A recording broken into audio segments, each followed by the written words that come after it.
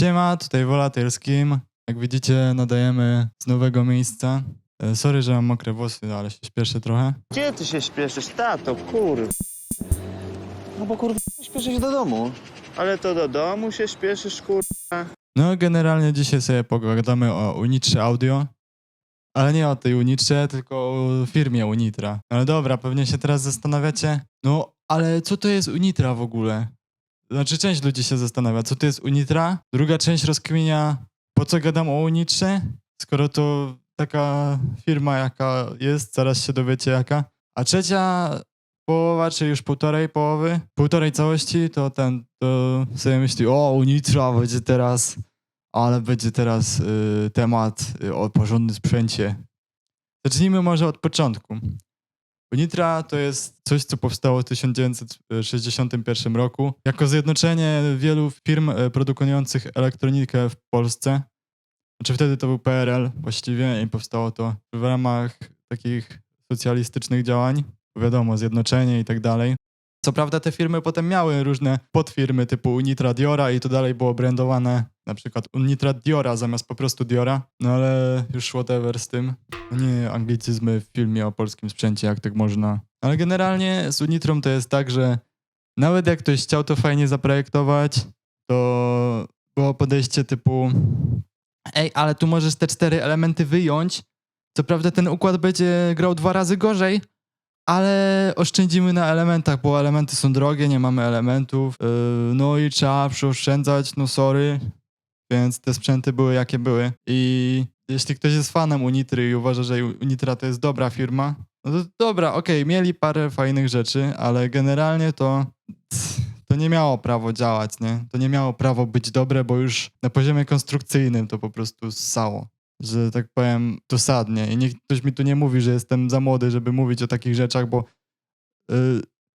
sorry, ale widzę na schemacie, że coś jest nie tak, albo słyszę, że sprzęt gra źle i nie można powiedzieć, ej no kurde stary, ja ci mówię, że ten sprzęt jest dobry, bo mój ojciec go używał i ja mam do niego sentyment. No tutaj tak nie rozmawiamy, więc to tak w ramach wstępu.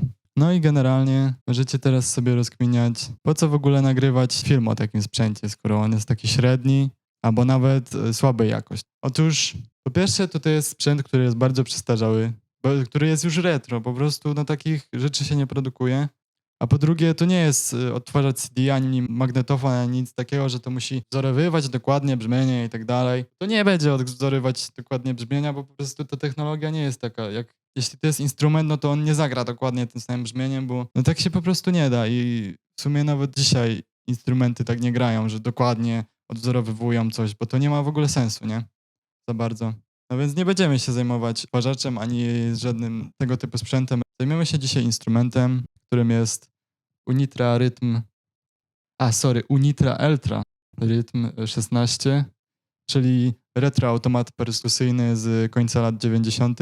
Ogólnie to właśnie to jest tak, że ten sprzęt miał być odpowiednikiem Rolanda CR 78, który powstał w 1978 roku, czyli 10 lat wcześniej. Jest to technologia na pewno sprzed 10 lat, jakby patrząc wtedy, ponad 10 w sumie. Więc ten Roland już miał sam w sobie odwzorowywać perkusję. No robił to w sposób bardzo niedokładny, że tak to ujmę. No jak to można zrobić z elementów elektronicznych jeszcze na początku, jakby przy pierwszych próbach syntezowania takich dźwięków.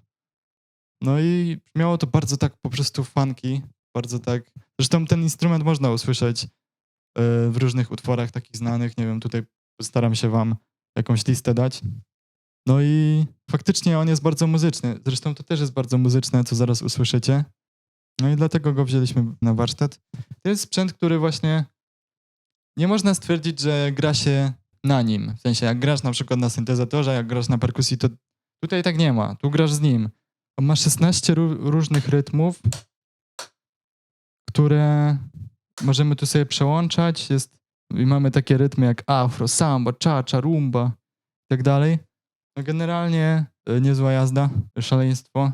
No i dlatego gra się z nim, bo on jakby gra sam z siebie te rzeczy, no i No ale generalnie to czepiać się tego, że ma brzmienie niepodobne do prawdziwej perkusji, to jest tak jak czepiać się, że czarno-biały aparat na kliszę robi czarno-białe zdjęcia z ziarnem jakimś tam. No, w taki sposób powinniśmy na to patrzeć właśnie. No i dobra, może przejdziemy do prezentacji.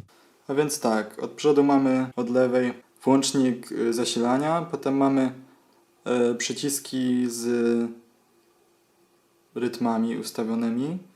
Potem jest przycisk do wyboru banku, w sensie czy ma być górny bank czy dolny z tych przycisków. Potem mamy ten przycisk do robienia fila, do tego przejścia. A później mamy potencjometry tempo, volum i następnie mamy dwie diody. Bogactwo, wtedy diody LED były wszędzie drogie. I jedna z nich podaje rytm, odlicza raz, dwa, trzy, cztery na przykład. A druga gaśnie na pierwszą wartość metryczną w takcie, czyli na raz. No i tyle by było z przodu. Tutaj mam jeszcze tą rączkę, która służy do tego, żeby albo nosić ten automat, albo żeby go postawić na niej. Z tyłu natomiast mamy tabliczkę znamionową. Informacja, żeby przed wyjęciem z obudowy wyciągnąć gniazdkę zasilania sieciowego. Potem mamy gniazdo DIN-P, które służyło do tego, żeby podpiąć do niego pedał start-stop. No teraz tu jest z worka. Jest to zrobione tak, żeby grało non-stop. Potem mamy gniazdo, które zostało przerobione na gniazdo jack i to jest po prostu wyjście audio. Potem mamy bezpiecznik i gniazdo zasilania. Dobra, posłuchajmy sobie tego diabła tasmańskiego polskiej myśli technicznej. A, jeszcze trzeba go podłączyć. No tak. Yeah. Oczywiście jedyne co tu regulujemy, takiego jeśli chodzi o ten rytm, to głośność i tempo i rodzaj rytmu, więc lećmy może od początku. Mamy takie ciekawe rytmy jak na przykład afro, samba, cha-cha, rumba, bossa nova, tango, waltz, swing, boogie, slow rock, disco, disco 2, disco 3, disco 4, disco 5. Oczywiście każdy z tych rytmów ma to niepowtarzalne brzmienie tych pierwszych układów analogowych. Urządzenie jest analogowe, nie licząc zaprogramowanych rytmów. Tutaj się reguluje tempo. Tutaj świecą te diody, o których wspominałem. I to, co można tutaj zrobić, to jest na przykład ten fill, o którym też mówiłem wcześniej.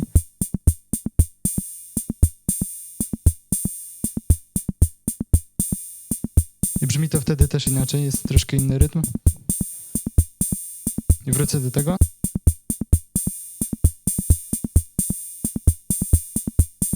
Brzmi to inaczej, faktycznie, chociaż na przykład na afro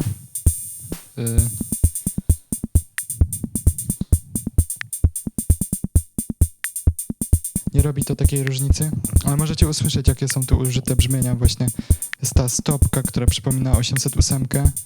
Są fajne tomy. Hi-hat taki metaliczny, bardzo jakby na przerzutnikach zrobiony. W wielu automatach też taki był.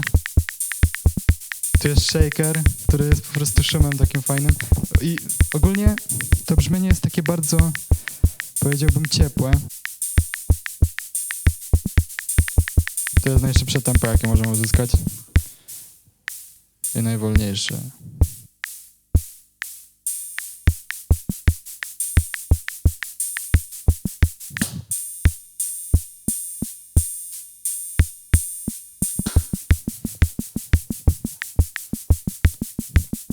Generalnie szału nie ma, jeśli chodzi o takie...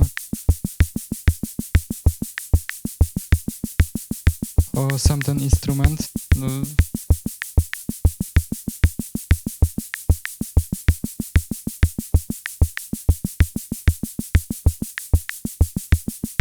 Jaki koń jest, każdy widzi, ale może spróbujemy zrobić z tego coś innego. spróbujemy zrobić setup do grania live, tak żeby kosztował do 200 zł. Także weźmiemy sobie Casio MT-11 i sprawdzimy, jak to zabrzmi.